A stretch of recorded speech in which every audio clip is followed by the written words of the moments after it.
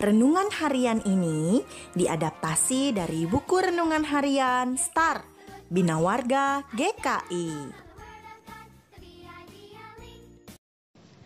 Selamat pagi adik-adik semua. Kita berjumpa lagi dalam renungan harian Lilin Kecil. Sebelum mendengarkan renungan, kita berdoa dulu ya. Mari kita berdoa. Tuhan Yesus, kami anak-anak-Mu akan mendengarkan renungan firman-Mu hari ini.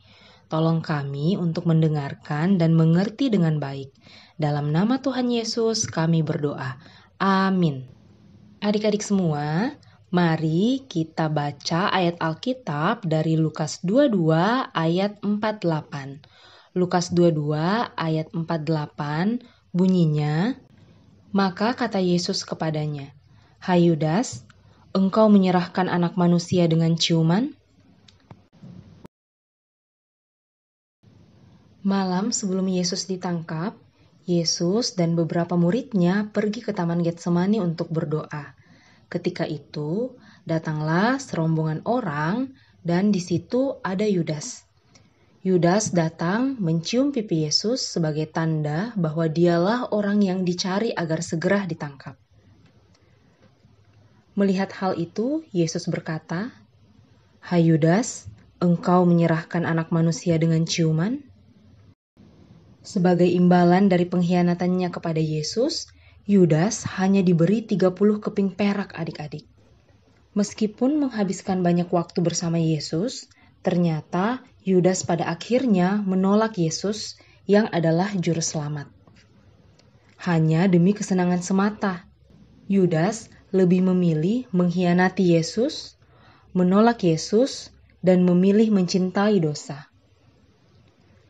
Adik-adik, pengkhianatan adalah meninggalkan orang yang tadinya dikasihi lalu berpindah hati. Tentunya, jika kita dikhianati oleh orang yang kita kasihi, kita pasti akan merasa sedih. Seperti Yudas yang dikasihi Yesus, tetapi ia rela meninggalkan Yesus.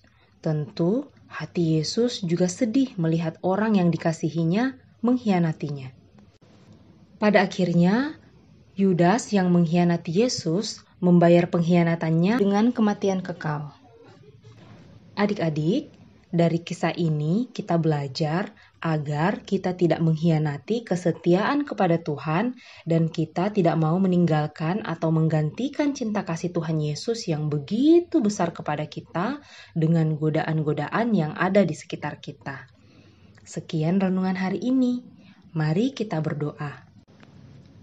Bapa di surga, ajarkan kami untuk berlaku setia kepada orang yang baik kepada kami, terutama setia kepada Tuhan yang sudah mengasihi kami. Terima kasih banyak Tuhan, di dalam nama Tuhan Yesus kami berdoa. Amin.